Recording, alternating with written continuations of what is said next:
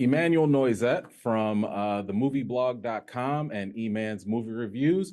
Charlie, Vincent, how are you guys doing today? Hey, Emmanuel, we're good, man. Oh, I know we have just met, but I feel like we've got to get this out the way. Okay, let's hear it. Foggy. He's described as Matt's heart, like he's the heart of Matt's world. But right off the bat, this show has gaveth and tooketh away.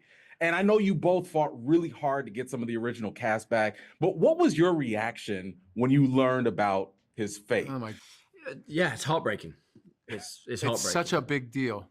Yeah, it's such a big deal. I stand by that comment that you said, which I believe that Foggy Nelson is arguably the heartbeat of the MCU. You know, what he represents is everything that we're fighting for, everything that all these characters ultimately are fighting for. And personally, Elden has become, such a good friend and a partner through all these years. It's a tough pill to swallow.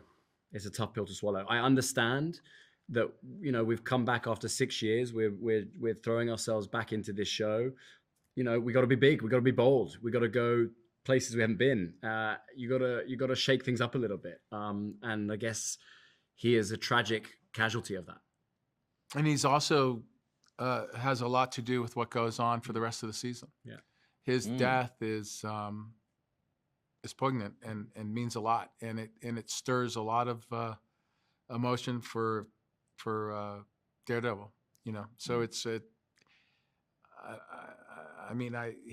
he's carried throughout the whole season because of that.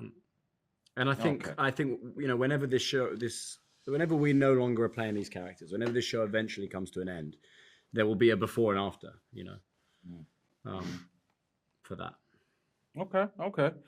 So Charlie, Dario, showrunner, he has been gassing up this season by implying that this time around it's more violent, it's grittier, and it's going way further than what the previous seasons have done. Now, the only thing that comes to my mind is that now famous hallway scene from season 1. Can you tell us if you believe that there's maybe a scene or a moment that does go beyond that classic iconic moment, and when we could expect it? Well, okay. So yeah, there's a couple of really cool fights in this scene. I haven't seen them all. I haven't seen how they've been edited, but the first scene in this whole show is a oneer. That is our oneer for the season that I remember. I think it's the only oneer in this season. Again, it's not a true oneer. It's more like the oneer we did in season 2, which is it plays as a oneer but is actually morphed, so it has edit points. So that is in that first episode. In terms of the violence, I haven't seen it all, so I don't know if we go further, but we certainly match what we've done in the past. And I think there are a couple of moments. I think we do go further. I think there's a couple of moments that are unlike anything we've done before in terms of gruesomeness. Yeah. Okay. Vincent, so Fisk, you know, now that he's having his political run, he's raising a lot of eyebrows, obviously. But given his, complicated legal history, what do you think Fisk's rise in the MCU says about power, perception, or how society might overlook certain felonies for elected officials?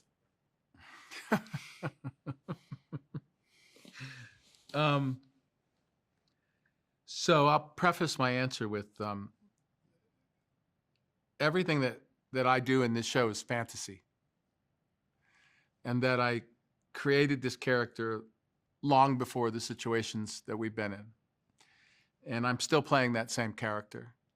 And so the last thing on my mind is anything that's happening in real world. And I think that I'm too busy playing this complicated character and too busy making sense of the season, making it work, making it work, I should say, executing it so that I'm doing the right thing for the writer and doing the right thing for the season as a whole. I think my mind is on all of that, and I don't consider what you're talking about at all. I think if I started to consider real world stuff, I would want to do it in a platform that wasn't fantasy. Okay, no, fair enough, fair enough. Yeah. And by the way, you guys are doing an exceptional job at doing that with the characters. And speaking of which, so you've both been living with these characters for a number of years now. But like in Born Again, how would you say that you've challenged yourselves to evolve Matt Murdock or Wilson Fisk in ways that audiences haven't seen before? Charlie, if you want to go first. Well, I think for me it was easy because of the inciting incident at the beginning of the season. That changes everything. You know, that changes not only his mentality, how he views the world, how he views himself, but it also changes how he lives his life on a very fundamental level.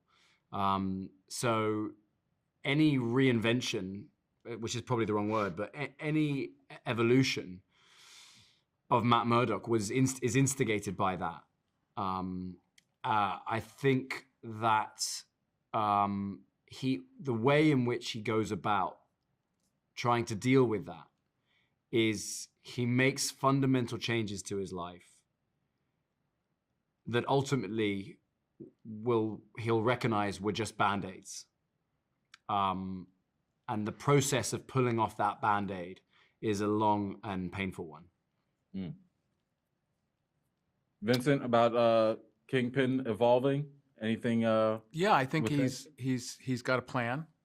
Mm-hmm. It's much different than a plan that he's ever had before. I've mentioned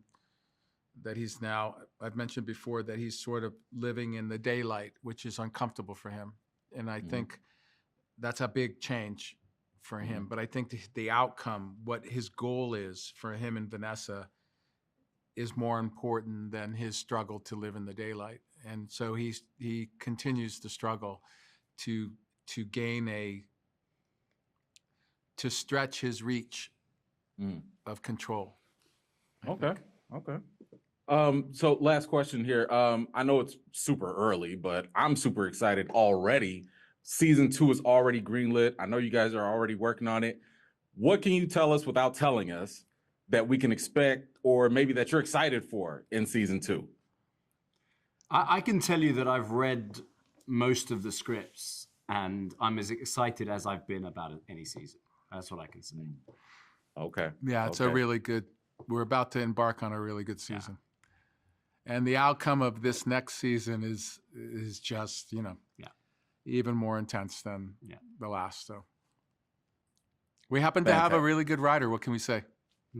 Hey, listen, I've seen the first 2 episodes. I'm excited. Like, I can't wait for the next couple and to finish off the season. But again, thank you both so much for your time. Like I said, you guys are doing excellent work. Cannot wait to see what you have coming up next. Thanks you so much. Thank you. New here and you like what you see, don't forget to like this video, subscribe, and don't forget to hit that bell so you don't miss out the next time I drop a video.